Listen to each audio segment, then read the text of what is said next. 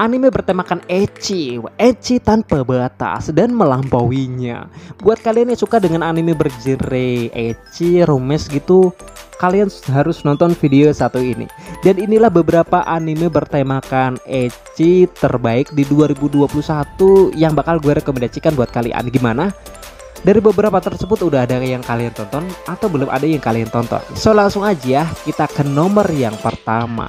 Sebelum itu gue juga udah ngebuat beberapa rekomendasi anime ecchi, tapi udah lama. Buat kalian yang masih penasaran juga, silakan cek link yang ada di deskripsi. Dan langsung aja kita ke nomor yang pertama.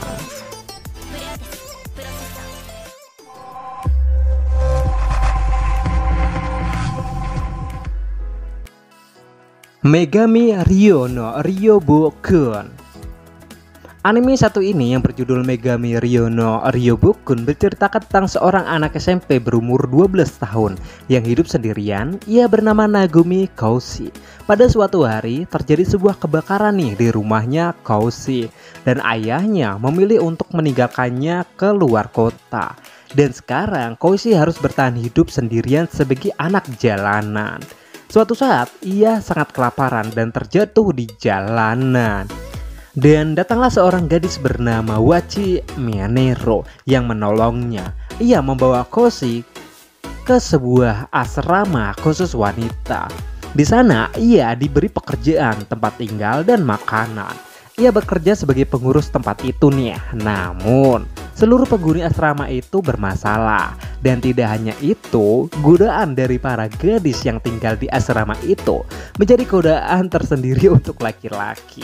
Setiap hal yang Koushi lakukan terkadang malah berujung pada hal-hal yang mesum dan membuat anime ini menjadi sangat menarik untuk ditonton. Ya kalian pasti udah tau lah dengan anime satu ini ya. Salut dah buat kalian kuat nonton anime satu ini. Isekai Moutousou Kanshoujo no Doraemon Jutsu berceritakan tentang seorang pemuda bernama Takuma Sakamoto. Dalam game RPG yang ia mainkan, ia merupakan seorang pro gamer yang dijuluki sebagai Raja Iblis oleh pemain lainnya.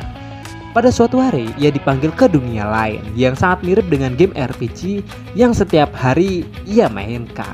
Dan setelah memasuki dunia tersebut, ia bertemu dengan dua gadis cantik yang mengaku sebagai orang yang memanggil Takuma.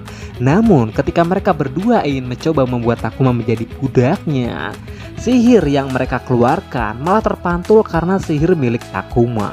Dan keberadaannya menjadi terbalik, yang dimana kedua gadis tersebut harus menjadi budaknya Takuma. Seru banget untuk anime yang satu ini. Buat kalian yang belum nonton ya kebangetan lah buat kalian pecinta anime isekai tentunya. Kalau kalian yang ngerasa anime satu ini bagus, tulis di kolom komentar.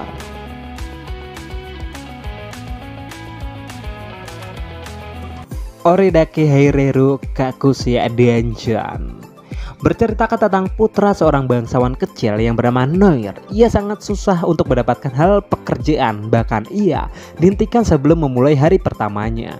Noir memiliki sebuah kemampuan yang langka, yaitu mampu berkonsultasi dengan psych. Namun ada efek samping dari kemampuannya tersebut, yaitu kepalanya akan terasa sangat sakit sesaat setelah menggunakannya. Nah sekarang ia sedang sangat putus asa karena keadaannya sekarang dan harus bagaimana ke depannya.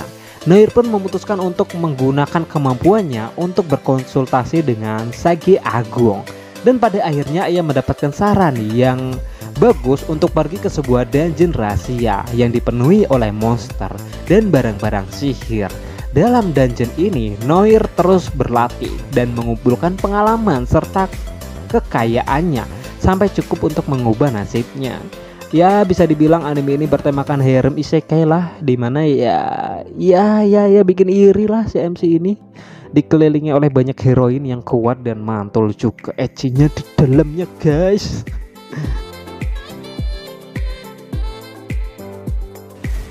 Mushoku Tensei Isekai Shitara Honkai Daso berawal dari seorang NEET yang meninggal karena menyelamatkan seorang dari sebuah kecelakaan.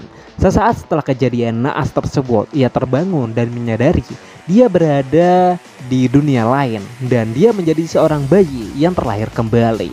Ia menyadari bahwa telah bereinkarnasi ke sebuah dunia yang baru.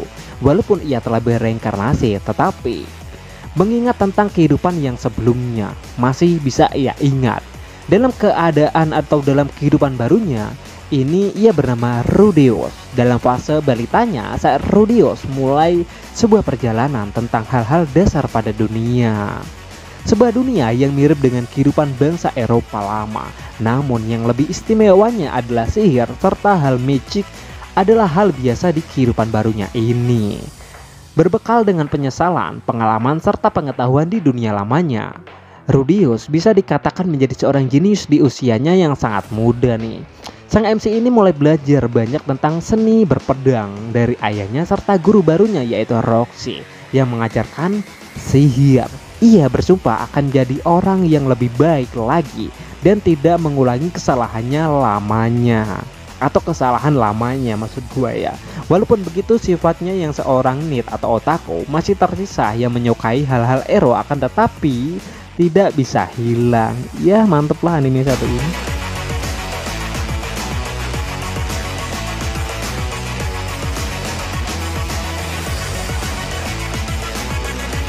Hai wa Soro Sosite Joshikosei wa Hero. Anime satu ini berceritakan tentang seorang pria kantoran berusia 26 tahun yang bekerja pada sebuah perusahaan. Ia bernama Yoshida. Pada suatu hari ia memutuskan untuk menyatakan cintanya kepada atasannya sendiri, yaitu Goto Airi. Namun cintanya selama 5 tahun harus kandas karena ia ditolak oleh Goto.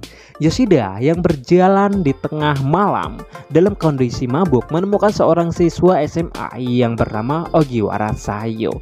Sayo sekarang ini tengah kabur dari rumah dan sudah 6 bulan lebih berganti-ganti tempat tinggal. Ia menjual badannya sebagai bayaran kepada orang-orang yang memberikannya tempat tinggal untuknya. Pada awalnya Sayo melihat Yoshida untuk membiarkannya tinggal di rumahnya dengan imbalan dirinya sendiri. Namun Yoshida menolak dan malah memintanya untuk tetap tinggal walaupun tanpa imbalan sama sekali. Dan sekarang Sayo tinggal dengan Yoshida. Wah, sang MC ini kuat iman banget kayak gua gitu. MC yang gue banget nih, kuat iman. Wah. Anime ini bener-bener trending, viral, banyak diomongin pada masa-masa anime ini masih ongoing rilis gitu. Seru untuk dinikmati.